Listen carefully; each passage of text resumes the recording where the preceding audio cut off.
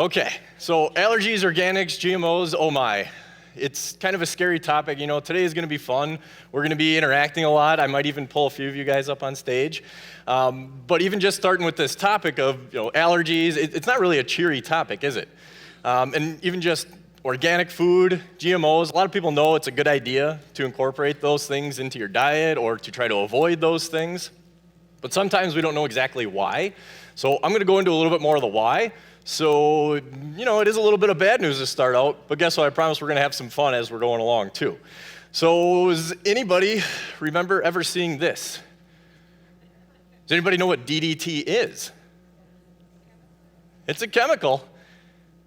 It's a pesticide. And this was in a magazine ad in 1947. DDT is good for me. Everybody's singing and dancing. We got produce, pets, and of course, mom. Because mother knows best. So DDT is a pesticide, and it was developed in World War II. And it was marketed as a miracle chemical. It's going to get rid of all the bad insects that carry germs. Because at that point, they didn't know where a lot of diseases came from, it seemed. Because we got to get rid of the bugs, because they had bacteria, and bacteria is bad. So if we get rid of all the germs, everybody's going to be healthy. So the way to do that is to make sure that everybody knew that these things were safe and that they're going to help out their health. So how did they do that? Well, some of you may remember some of this. A lot of you will look at this and go, are you kidding me? So if you're not sure what you're looking at here, this is a nice little truck that's driving through neighborhoods spraying for bugs. You want to see it in action? You ready, Mike? Yeah. The more I read about this, the more I saw people commenting on pictures saying, I remember this. Being told that this stuff is safe, and they would spray it on the food to show you how safe it was. And they thought it was fun. And right now, you guys are just thinking, this is crazy. Can you imagine somebody coming by and spraying your neighborhood right now? Would you guys be a little mad?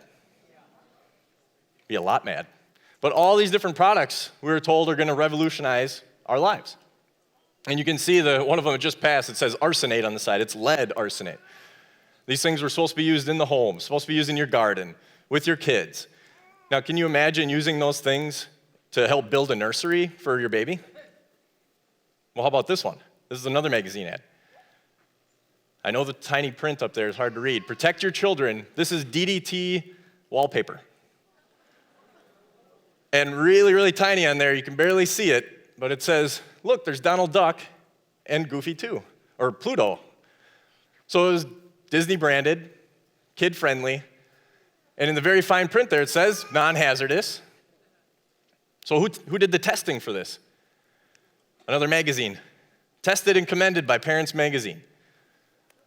So this is something they were telling you, this is going to protect your kids.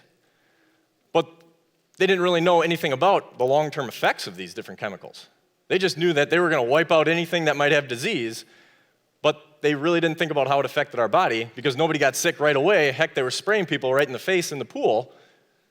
But what's the long-term effect of small amounts of these? That's something they didn't anticipate. But through the 40s, 50s, and 60s, a lot of people were exposed to these in small amounts, sometimes large amounts. So now they're starting to do the research, and when they start to do research over long periods of time, they're going to learn a lot more about how these things can build up. Because one thing I didn't tell you about DDT is that it was banned. It was banned by the government, and it was because of how it was building up in the environment is why they banned it. And they started to look at, oh wait, this stuff is building up and affecting our health as well. So the longer that it's around, the worse it is. So they said, we got to get rid of this because we don't know how to break it down. We don't know how to get rid of it. So they just banned it altogether, and it can't be used anymore. So that was, even before this nice little government legislation that was put through in 76. DDT was banned in 72. So at that point they said, oh, what about all the rest of the chemicals we're using? When are we going to find out how those are affecting us? So Toxic Substances Control Act, it doesn't say Healthy Substances Control Act. So they pretty much are telling you there's really no such thing as a healthy chemical that's out there. But what do we know about these? We better start trying to figure it out. So the Toxic Substances Control Act, 1976, they said, holy crap, there's a whole bunch of stuff on the market. We don't even know how to start testing this. So they said, anything before this year, guess what? You're fine. We're going to bring you in. So they grandfathered in about 60,000 chemicals and said, until we find some reason not to use these, they're fine to use. We're good to go. That's a scary thought, isn't it? So whose responsibility is it for new ones and anything past 1976? The EPA, which is the Environmental Protection Agency, they're supposed to be what's protecting us, protecting the environment, protecting our health.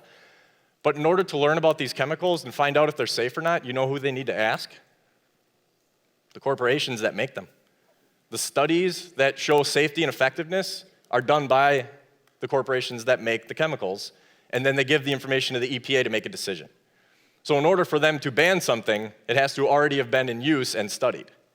So it's a backwards situation. So the responsibility, it's completely opposite of what you think it would be, especially when you're trying to protect yourself from something that you're told is helpful, but really you don't know if it's going to be harmful eventually. So scary thought there, helpful or harmful, who's deciding that for you? Because that was 76, there was over 60,000 chemicals, 80,000 right now and growing. Read that there was probably about 20 a week that they're developing and trying to figure out how they're going to be put into society for a good use. So where they can find a use or where they can be used in industry, I know a lot of you guys like reading ingredients labels just as much as I do. And you can find there's a lot of weird words on there that then you can find in other products that you have in your garage or you have under the sink for cleaning.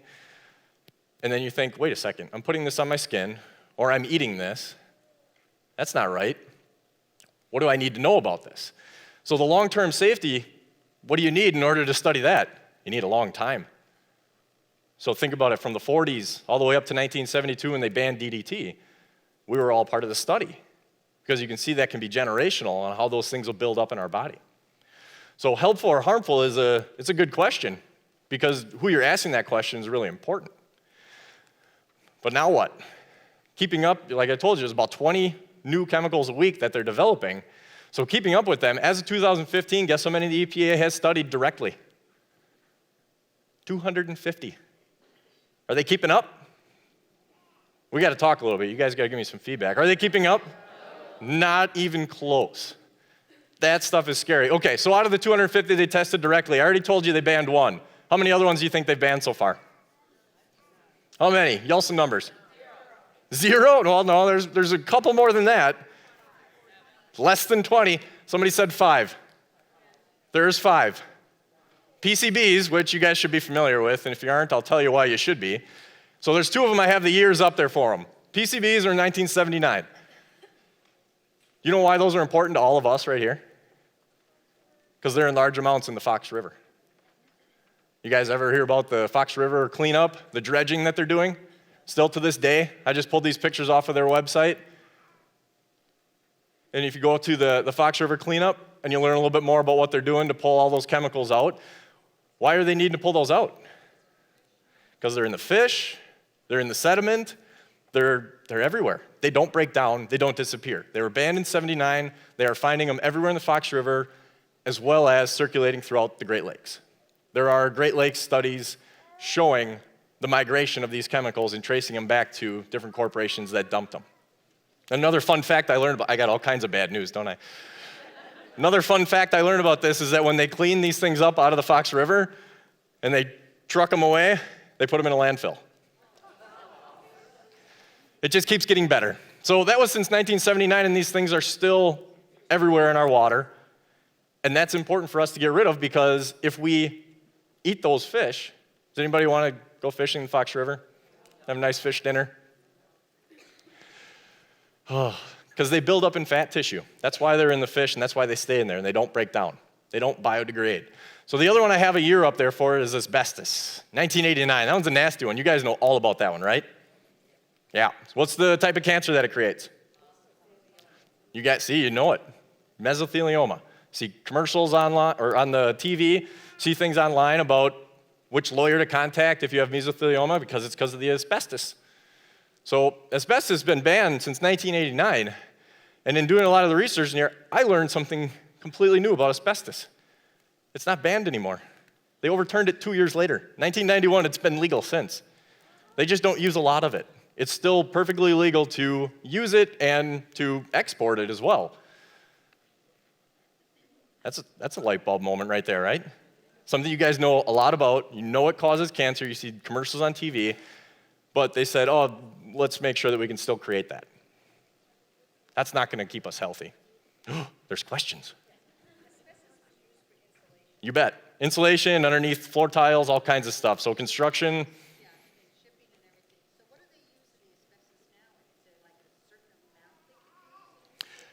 It depends on the type of product and what it's going to be used for. So like consumer products where it's going to end up exposing to people, they're going to have more rules on that.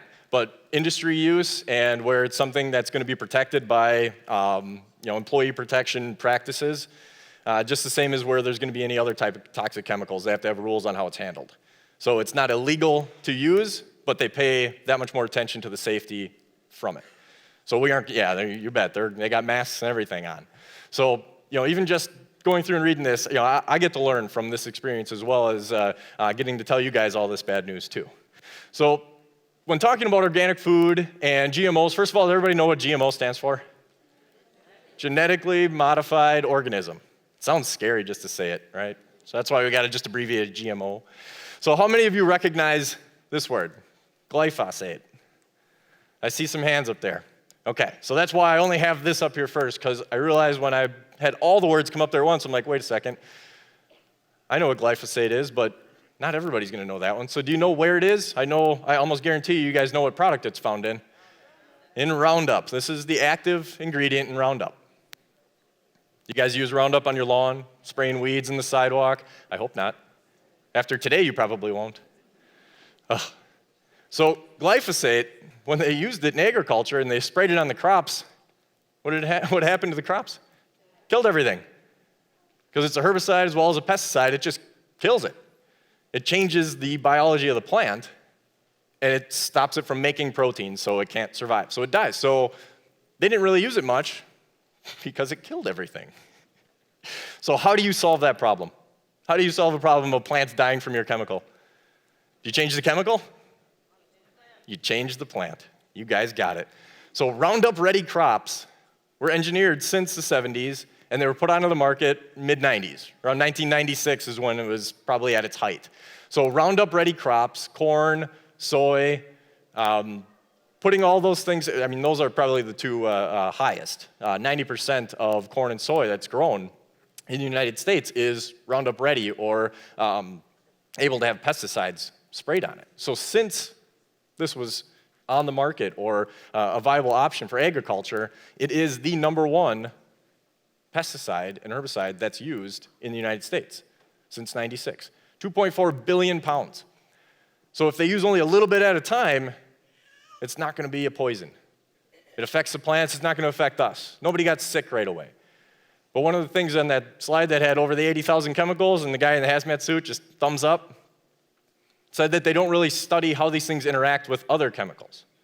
So some things in combination, they don't know what that effect is going to be in our body. They know the effect of the glyphosate, but they don't know when combined with other things. So sometimes it's the secondary ingredients with the 12 to 15 letter names that even I can't pronounce most of them, that when they're combined, they have a different effect on our body and interacting with our metabolism too. So just knowing that there is that much out there, right now they are finding it everywhere. In the air, in water, in the soil, because that's one thing they did know. It doesn't break down in the soil, it stays there. But it's not a harm to anybody, it's going to be fine. It stays in the soil, that's fine, we'll just plant more and spray more. If those things don't break down and they start showing up everywhere and people find out about it, what do they want to do? They want to test it, right? What's the motto at the Wellness Way? We don't guess, we test. So when people start saying, let's test this stuff, the reason was because they're finding it everywhere.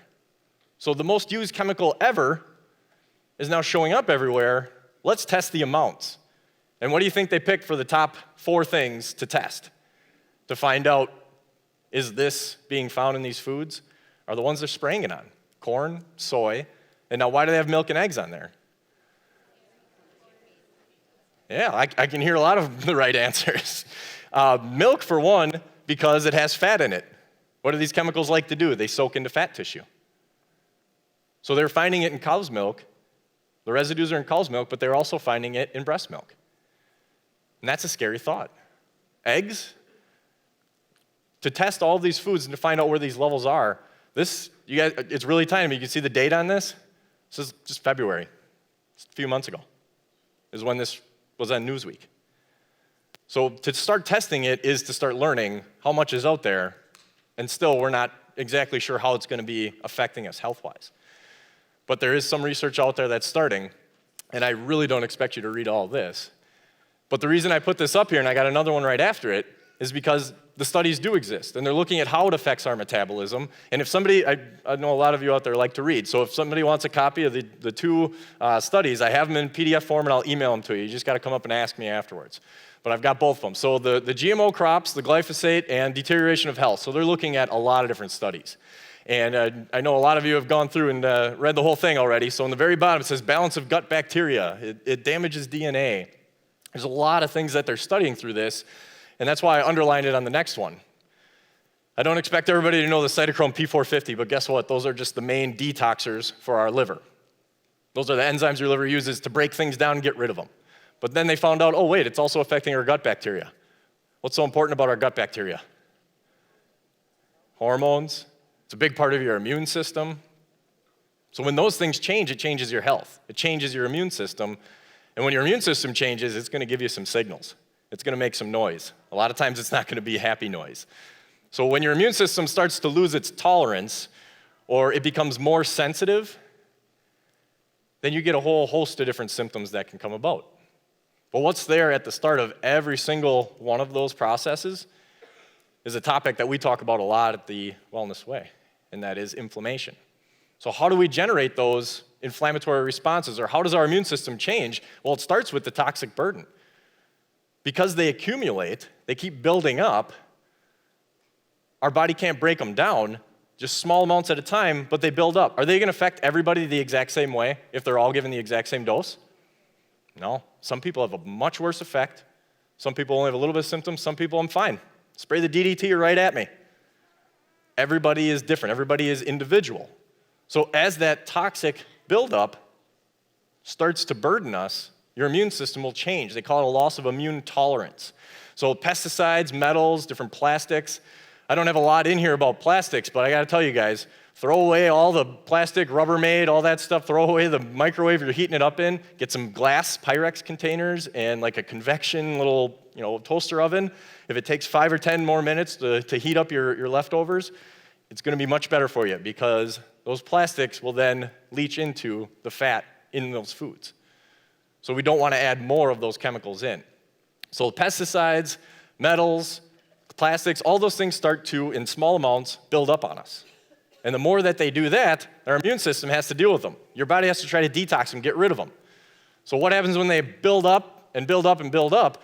This is the terminology. Oh yeah, I got my little guy up there still. He's happy about this. Everything's good, he's giving the thumbs up. So when they build up, they call this is the term for it, toxicant-induced loss of tolerance. Who here watched the nice old Warner Brothers cartoons and all the little cartoons where they would have the guys chasing each other and then somebody would get hit and then it would say tilt? You guys remember that? I do. And if you don't, it's all right. But that's T-I-L-T. That's what it makes me think of. Toxicant-induced loss of tolerance. T-I-L-T. It's like you hit tilt. This is the overburden. We can't do it now. Our body has to do something different and your immune system's going to overreact. So how does that happen? Well, we get exposed to different triggers. So the toxic buildup is happening all the time, but then what happens if we eat a food and we have an allergic response? Is it because that food just all of a sudden our immune system said, oh, that food's bad, we're just going to reject it? A lot of times there's a process of things that build up ahead of that reaction. And sometimes those reactions just get worse and worse. Sometimes it's just something and you need to stay away from, or something you just need to not put on your skin or just come in contact with. And I had a great experience with this. I had an exposure to a trigger, and I was in full body hives, and my throat was closing up, and I got to go to the ER, and I got an EpiPen, and guess what happened? Not enough. They had to do a second EpiPen. And it all came down, and you know what they told my mom? She's here today too. Happy Mother's Day. You know what they told my mom? Come on back if it happens again. Good luck. Because they asked, did he eat a food? Nope. I spent a whole week itching all over, and you know what she told me? Don't itch them, you're gonna have scars all over if you do that. So now if I get a mosquito bite, I got willpower, I can just look at it. I don't even itch. I built up a lot of willpower through that. So that exposure to that trigger, which we didn't know what it was, happened on a Sunday. I spent the whole week taking oatmeal baths and calamine lotion and just covering my body in anything that would help me to not itch. And then I would get out of the bath and I'd go sit on the couch and I'd start to itch again. Half an hour later, I'd go back in the bathtub. It'd get better until I spent a week like this. Until one time I was getting out of the bathtub after probably the 8th one that day, and I was walking to my bedroom, my towel on, and my mom yelled, "Stop." I was like, "What?" Looked down, one of my legs was full of hives from the knee down, and the other one was fine. Everything else was fine. She's like, "Where did you walk?" You know what we did? We traced it back to where she had cleaned up where the dog had peed on the carpet, because she had cleaned it up with a Shout stain stick. And it was something in that Shout stain stick that my body did not like. And you know, since then, I've come in contact with Shout stain sticks. Did not end up in the ER. So my body was burdened at that point, to the point where I had a huge reaction to something that was just an irritant. And they didn't have any course of treatment for me other than, come on back if it happens again, we'll save your life. And I appreciate that they did that. But you know what happened when I was exposed to that trigger? A whole bunch of this. Huge amount of inflammation. So what the product of this is going to be different for everybody. Inflammation is there at the beginning of every disease process. It's what happens next that's going to be very different for everybody. And now we get to deal with something that we call the 5 A's. You guys familiar with the 5 A's? Some of you know them as the 4 A's. I've added another one. Autoimmune, allergies, asthma, ADD, autism. These are pretty much all on the same spectrum. These are all related because they are all going to deal with an immune reaction. They're all going to deal with a toxic burden. They're going to deal with your body trying to get rid of what it is that's creating damage. So autoimmune, you guys familiar with that term? Immune system, autoimmune, your immune system is in fact turning the guns on yourself and attacking your own tissue. With a food allergy, to get away from the allergen, what do you got to do? Just not eat it. What about getting away from yourself? That's tough to do. So that's why working on what our diet is sometimes is hugely important with the rest of these too. Hugely important. So inflammation, always there. So speaking of food, what do we need to do about food? If we need to get rid of inflammation, what do we need to do? We need to eat natural, right? Everything needs to be natural. So here we go. We got some all-natural ingredients. What do you guys know about the word natural on a label? What does it mean? If you said nothing, you are absolutely correct. So this is what we get to experience at the grocery store, right? They're trying to fight for your dollar. They got to tell you their product is better. It's all natural, no artificial flavors. So let's get some natural Cheetos. 100% natural whole grain oats. And what are we going to wash it all down with? How about a Pepsi Natural? You guys heard about that one? I can honestly say I've never had it. I do like the third ingredient here, natural apple extract, but if you look real close in parentheses, it says it's for color. It's crazy, but when you see this type of thing, it's literally somebody just saying, trust me. It's like this. You just got to take the word for it, right? Just trust me. Everything's going to be okay. Just take it. It's an organic apple. But if you don't see this, then you can't trust it. So this is important to look for because you know that certain things weren't done to that plant, certain things weren't done to the animal. It's knowing that you're eliminating a lot of the processes that are just known as conventional agriculture. So certified organic, when you see that on there, it's USDA. So that, you betcha, it's the government. Another scary thought. But at least they're doing something. Okay, organic, this is all brand new, right? When did the organic certified program start? Does anybody know? What decade? Let's shoot for that. 70s. Yeah, it's been around for a while. So what the heck has been going on that we're just hearing about it now? Are there more allergies and asthma and ADHD and autism than there have ever been? So when people go to the store, they want to know, what am I buying? Is it going to be harmful to me? Remember, they don't know a whole lot about a lot of those chemicals. So to know that if it's produced without the conventional pesticides, no synthetic ingredients in the fertilizers, sewage sludge, bioengineering, or ionizing radiation. Just looking at that list, you're like, okay, that's good to get rid of those. But if it doesn't say USDA or organic on there, you're pretty much exposed to all of those, because that's what's normal for the agriculture process and just the rest of the foods that we're buying. So, ionizing radiation, I took a picture. This is one of the boxes that we get from the Sun Foods for some of the superfoods that we order. And it's got these big orange stickers on it. So I took a picture of that because when I saw it, I was like, holy cow, that's pretty cool. Because it even says you can be punished at $10,000 per violation for just irradiating an organic product. So to know that that's there, it's also, kind of goes across the board when it comes to meat, poultry, and dairy, that what they're trying to do is get rid of the things that can build up in those tissues.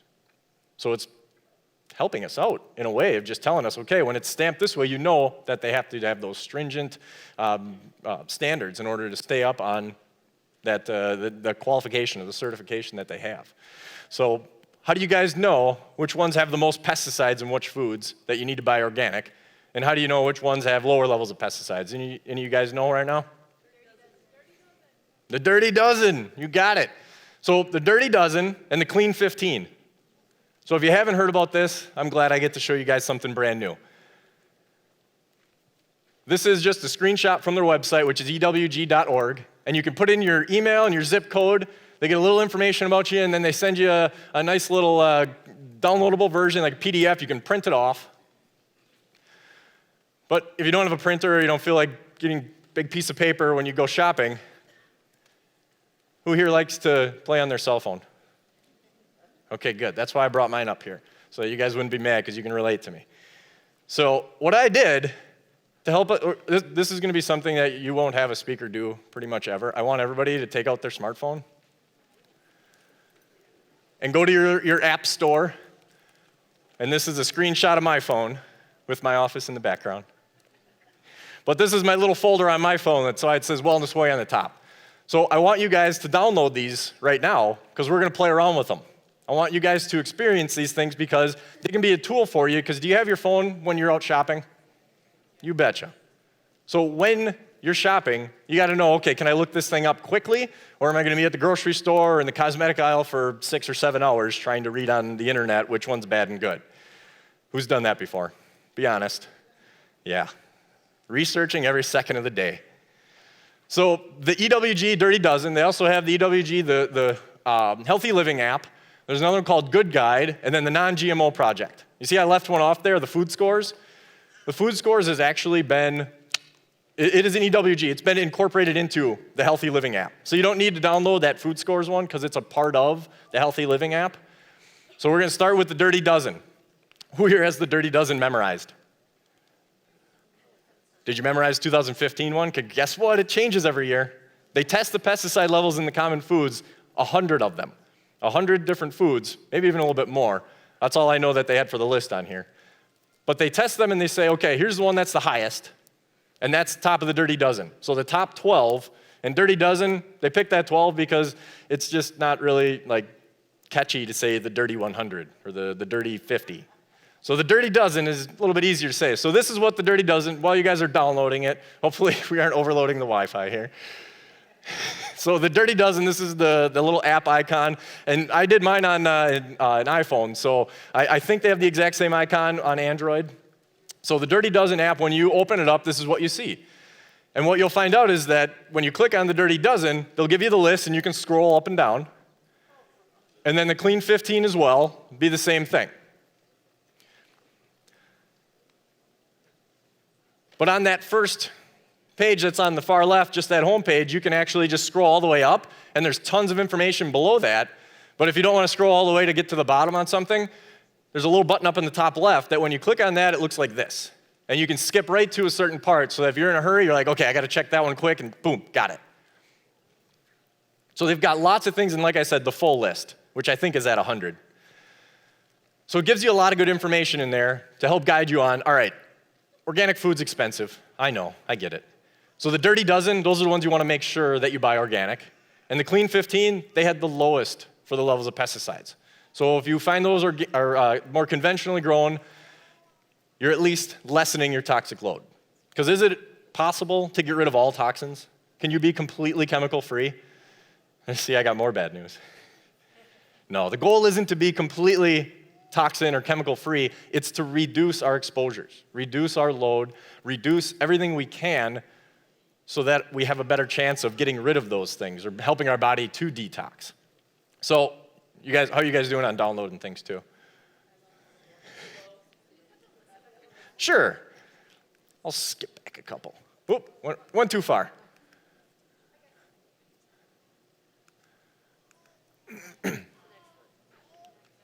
There we go. Yes. Okay, organic farmers don't spray and everything else, so they're not bombarded by bugs and all that, because they have that under control, a different method. Mm-hmm. Why doesn't all growers go that way as a natural way? Why? I know not everybody can hear, so I'll try to paraphrase a little bit. And correct me if I paraphrase wrong.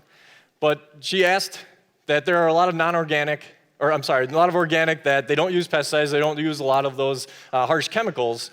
Why don't the other ones use that? Because when it comes to the bugs or the weeding or the other things that they do, they've got this system, they've got a way to do it. Why doesn't everybody do that? It's a very good question. Would you guys all agree? Yeah. What's the number one answer for pretty much any question when it deals with agriculture or anything in government? You got it, money. It's cheaper. Also, the crop yields are a lot higher. They're going to have so much more where there's going to be some loss. You know, it's the loss that they take on that they can eliminate when it's controlled through that chemistry. So that's the main reason. And I can, you know, I really am not a big time farmer, but If you have everybody doing it, then it wouldn't be that high because everybody's sharing the cost. So instead of $5, it doesn't. Yep. So to try to spread the cost was her idea. And you know what? That's exactly kind of what we're trying to do here too. That if we know more about this and everybody's buying organic as much as they can, what should that do to the cost? So money speaks. That's why there are more and more things that are labeled organic, more and more products that are going to be clearly telling us this is something that you need to look for, and that's something that is going to change where the amount, I mean, just going through Woodman's and Festival, did they have a natural organic section like 5-6 years ago? Not really, and it was tiny. My office is right by the festival, and I remember when it was just a little corner. Now it's a big corner and a whole aisle, and I think they're about to add another one. Woodman's is pretty much doubled in Appleton. I'm not 100% sure on how Green Bay has changed, but to be able to have these apps to be able to know, okay, let's look through and see what we need to go for organic. The more you buy, the more they'll stock. The more that's stocked, the more gets to the farmer money-wise, and hopefully that just keeps this whole thing going. So the Dirty Dozen, I hope you guys got the list on there. We're going to go through each one individually. So the Dirty Dozen, and hit that menu, you can skip to where you're at there. The other thing I want you guys to look for on labels is this: non-GMO project verified. Is this a government entity? It is not. This is, yay! This is the only organization that is independently verifying and working with different companies that they have their own process in order to be verified or certified as not using GMOs. So this app I played around with for a little while. They do have a barcode scanner in there. They've got an entire, really just hitting on the brands. You're going to have just a huge list, and I'm right there with you when you look through the list. You're like, I've never heard of half of these. There's a lot out there, but some of them are regional. So to scan things, what I do with this one, there's a little button on the bottom, which cut off in the very, very bottom of the words, it says favorites. So as you're looking through, or even as you go in shopping, and you find something you like and you want to buy it again, hit favorite on there, and it'll put it into that little drawer, or that little button that when you bring that menu up, and you go to the store and you're like, I can't find and I can't think of the name of it, you can tell the person that works there, I can't find this. Can you guys stock this again?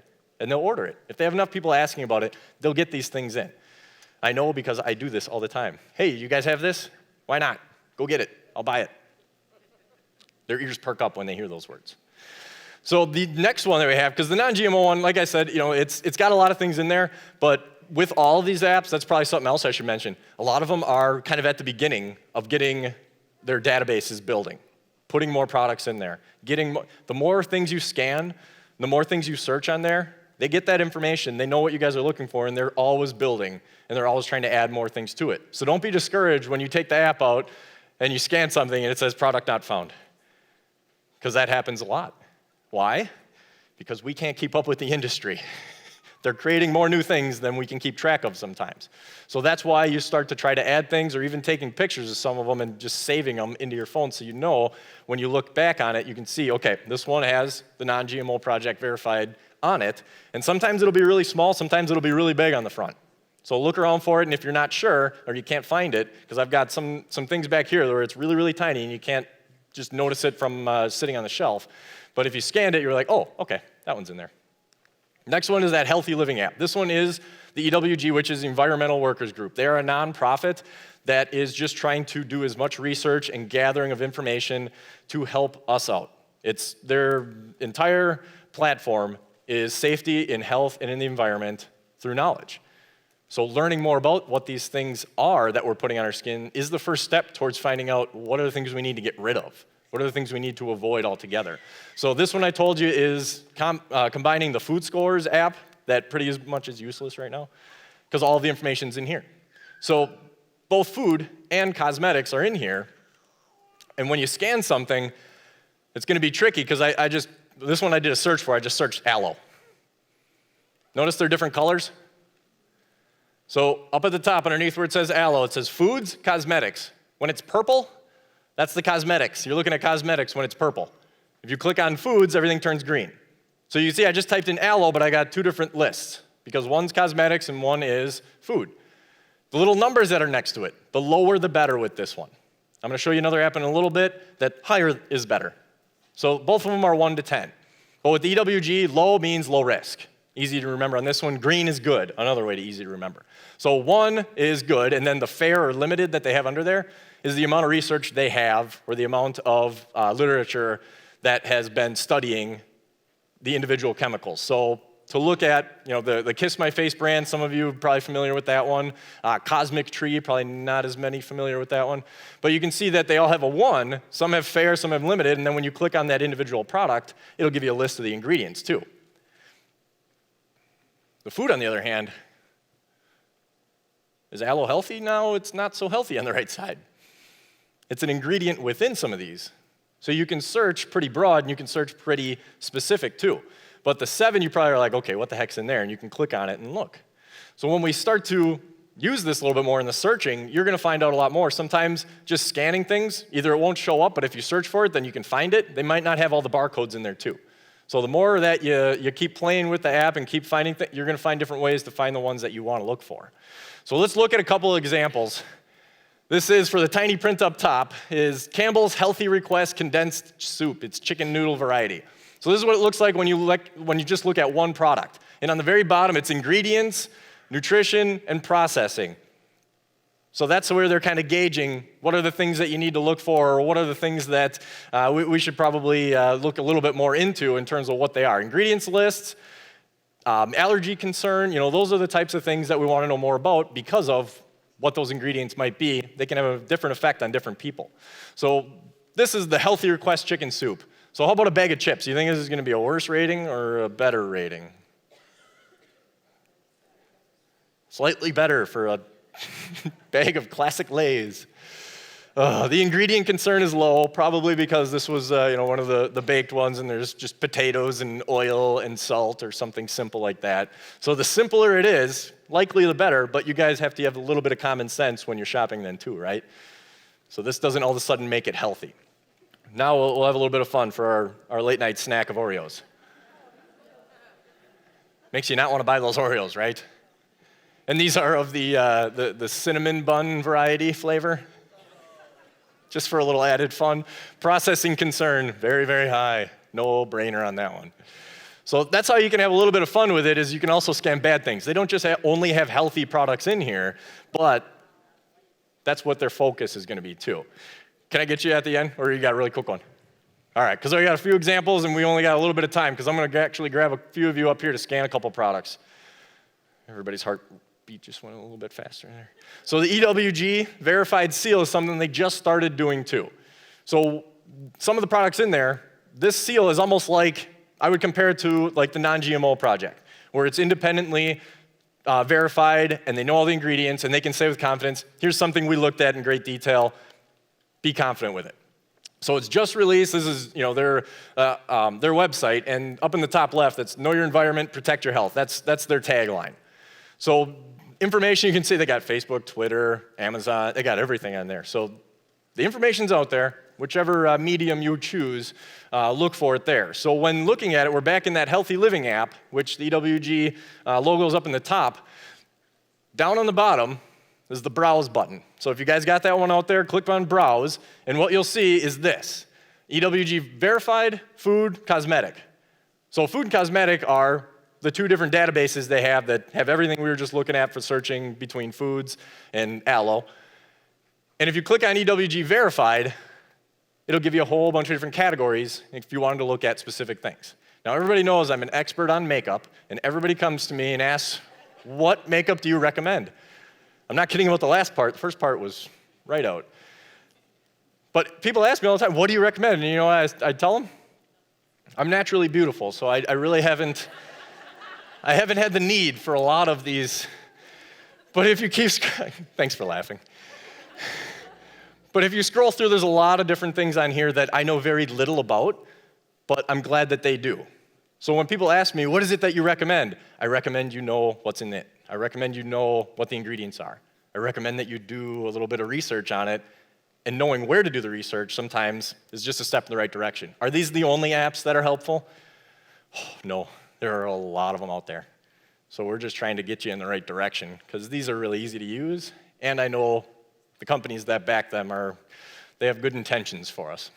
So I clicked on the eyeliner one because I wanted to find out a little bit more. I clicked on the EWG Verified. So then everything that'll show up will be verified. You see this on the right side is different than before where I had numbers. So when it's like that, then you know, okay, we don't have to worry about what that one is. But guess what? Still click on it. Still look at the ingredients. Don't just say, oh, everything's fine in there, because you may have a different allergy, you may have a different chemical concern, you might have something that you need to do different than the next person. So you can see they have Well People up there, and Beauty Counter, we've got just all eye pencils. But you can, like I said, you can search for individual companies, you can search for individual types of products. So when searching for that, I just put in the name Beauty Counter, and you can see all those are verified. So it's something that gives you a little more confidence in it, but do the research. Look at what's in it. Those are the types of things that are going to give you more control over what you're putting on your skin. And how often do you use makeup? Every day? Most days, 6 days a week, sometimes 7. But you guys get my point? You're using it very often. You're putting it on your skin. Where does it go when it's in your skin? Yeah, it doesn't just float away. That much I know about makeup. So the next one, Good Guide. Good Guide is a fun one too, because it's super simple. They have the search, they have the barcode, and they have categories. And this one, I scanned a cleaning product. This one has the opposite for a 1 to 10. 10 is the best. So this one, the method all-purpose, some of you guys might be familiar with that one. It got a 10 for health, a 9.4 for environment, and 7.2 for society. So within that app, they've got, if you scroll, actually, let me go back one here. Up in the top, that tiny little circle with an eye in it, if you click on that, they have ratings information, and they tell you how they get their scores and how they give an overall score as a composite. So there's even more information in there. I didn't put a little arrow on that one, I forgot, I apologize. But clicking on that, it's got the ratings info in there, and you can learn how they come up with these numbers. So then you learn a little bit more about how they're getting those recommendations then too. So this is an ingredients to avoid list. Can you guys all memorize this really fast for me? Of course not. Some of the words you can't even pronounce.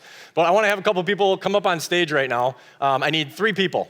3 people that have the Healthy Living app downloaded. Come on up. You guys were the fastest. Everybody else is like, yeah, I don't know about this. Come on up. I got a couple things I'm going to grab while you're coming up here.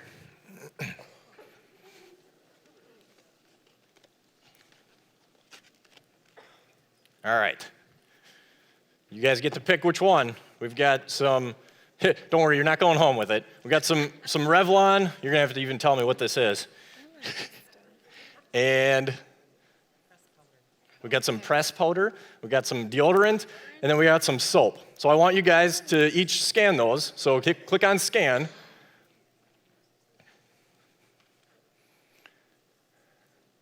See, this is the fun part. You got to try to line your camera up to the little UPC on there. There you go, and it'll say searching, and it'll pop up. So now I'll give you a couple of choices, so let's click on that one, because it has different flavors. So you see that just like we saw up here, so what I want you to do is to scroll through it and look at the different ingredients and tell me which one is rated as the worst, because there's a lot of green ones, there's some yellow ones. You got any red ones? Keep on going. There's a lot of ingredients to scroll through, aren't there? So what's the worst one on there? Can you say that word? Propylparaben. She said it perfectly. Propylparaben. Some people know, oh, we got to get rid of parabens. Why do you know that? Because you see different products that say no parabens. No parabens used. Parabens are some different offshoots of plastic, and it's kind of congealing. It's all kinds of science behind it, but is that something you want to put on your skin? No, it's not. Stick around. I got a prize for you, too. What do you guys find? Because I want you to do the same thing. Camera's not working. We might have to send you back. Got a score of 4.3. Oh, go into the healthy living one. Yeah. Oh, like back? Yep. Into the other. Anybody got phones that work better? Get to learn how to use the app. There you go.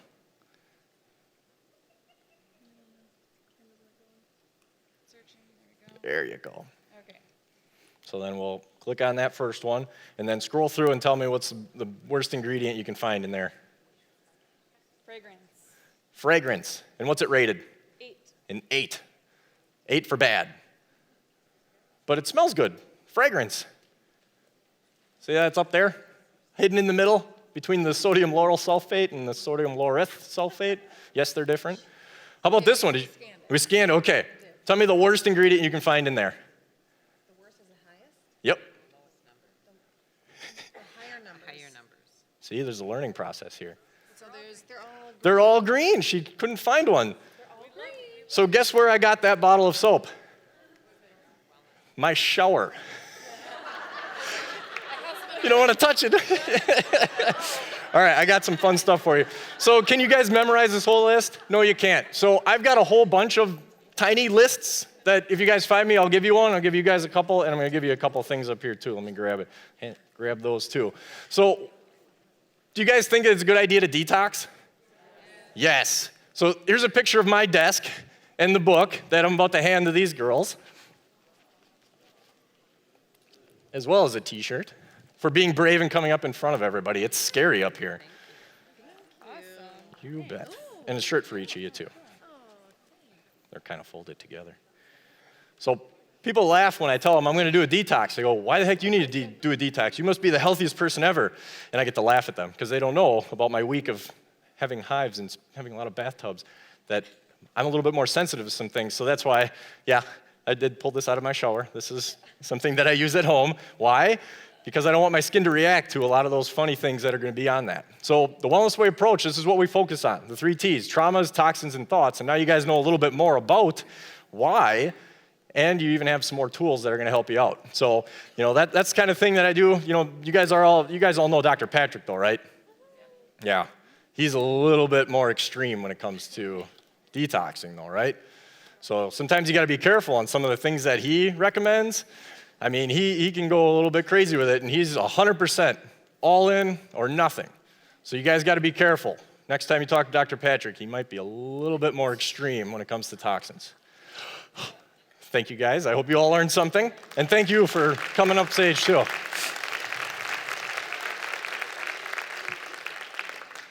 Sorry?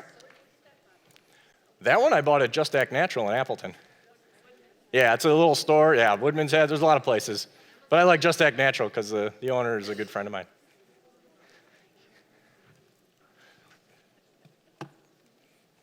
And no, I'm not going to give away them. All right, Jesse's got some giveaways, and then after that, I think you guys can mosey out to the hallway and check out the vendors again, too. Hey, that was awesome. Thank you, Zach. Dr. Zach. Give him a big round of applause.